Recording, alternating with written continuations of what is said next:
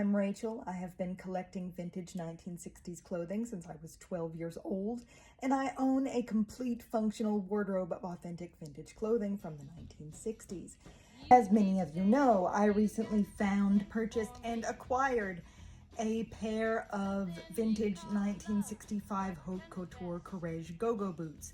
I've been looking for a pair of these boots all my life. They were featured in advertising, worn by celebrities. Pairs just like them are in the fashion collections at museums. They're a very cool pair of boots. They arrived safe and sound, complete with their original box, and just after they arrived, I cleaned and polished them like I do whenever I acquire a pair of fine vintage leather shoes or boots.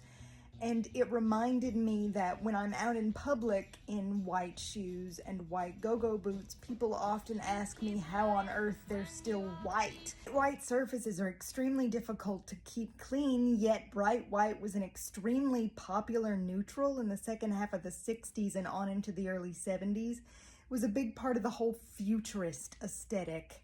I don't know why futurists assumed that everything would be the same color as a bottle of liquid paper in the future, but it was definitely a thing. You know Mike Nesmith from the Monkees?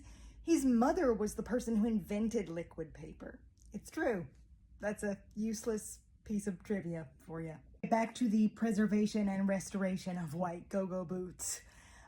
When I acquired the boots, they had some scuffs to the finish, black scuffs on the heels and toes, which you can, I think, see in this photo. And a lot of times when people will see those on vintage boots, they'll think, oh no, they're ruined. No, they're not. Those are just bits of damage to the surface of the finish, which can often be removed. You use a small amount of acetone on a Q-tip and you rub it until the black mark disappears.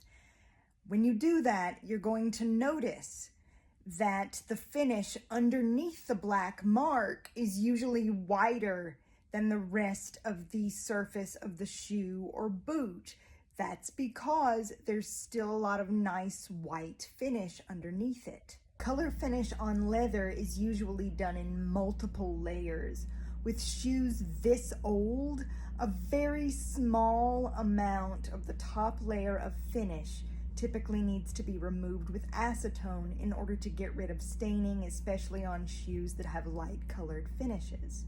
So what you do is, after you've done some close scrubbing to remove things like black marks, you take a soft cloth soaked in a little bit of acetone and you rub it in circular motions across the entire boot. And now that's gonna feel scary, especially on shoes that are very old and very rare, because acetone is corrosive. That's why you're only using a small amount. That's what's typically done. If you took these to a professional cobbler to have them worked on, that's probably what they would do as well. This pair of boots that is in the V&A, they probably did that to help restore the finish before they put new layers of polish and finish on the boots.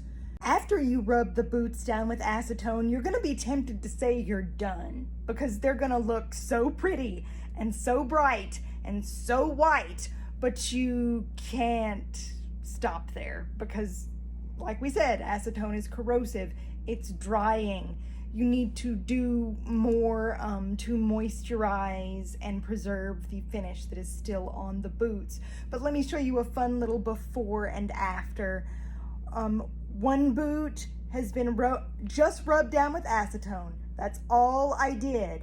And the other boot has been left untouched. You can tell that one boot is so much whiter than the other boot.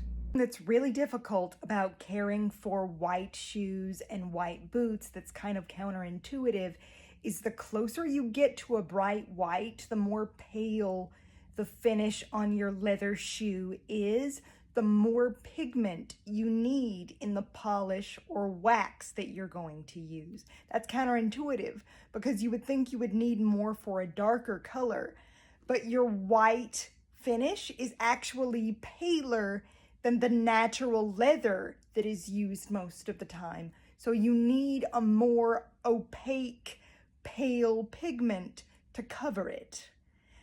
White finishes are also difficult when it comes to conditioners and things like that, because a lot of leather conditioners, although they are good for the leather itself, can yellow white finishes and darken them. There's literally only one shoe polish that I have found that works for white shoes and boots that are this old, because it has enough pigment in the polish to fully restore the aged finishes, because even after you take away staining and stuff off of that top layer with acetone, they're not going to be as white as they were originally. But this stuff, Saphir Pommadier Medal d'Or Cream in white, slowly over time will bring it back. With each time that you polish it, it will build the finish back up to a pure white. And they make like a restorer cream and a neutral polish, and I have them and use them on my vintage shoes that are other colors, but I find that they tend to change the color of white finishes. All that I use on my vintage white leather go-go boots is this stuff, because it has things in it that condition the leather as well, and I will brush it to clean it and use this stuff on it once in a while. If you get white polish on like the soles and the edges of the shoe, this stuff here is great if the soles are leather. Here, that if your shoes are vinyl and not leather, there is very little you can do to bring a finish back to white. Sometimes that plastic will be completely yellowed. Leather finishes you can restore, vinyl finishes you cannot. I'm thinking about making a separate piece of content on how natural fibers versus synthetic fibers age in vintage and antique clothing. Natural fibers and natural materials are across the board much easier to restore. And like you've seen videos of vintage boots falling apart when people try to put them on, if you'll notice, if the boot is leather, it's not the boot itself that's falling apart, it's the synthetic leather lining inside the boot. These Courrèges boots, however, that I'm going to show you are completely leather lined, so they are good to go. Here they are after cleaning and conditioning. A beautiful bright white. Again, they could be brighter. This is only after a couple of coats of polish. I actually made a mistake on the toe, and there's a bit of a patch that's less white where I missed polishing it, and you can kind of see the old, slightly yellowed finish underneath. I'll insert a picture of it. It's really hard to see, but the only bit of real damage that was more than cosmetic that the boots had was that one of the decorative little pieces of leather that was looped through the zipper was coming unglued and was cracked, but luckily it came off in my hands and I have it here. Since the leather is cracked, it needed to be replaced.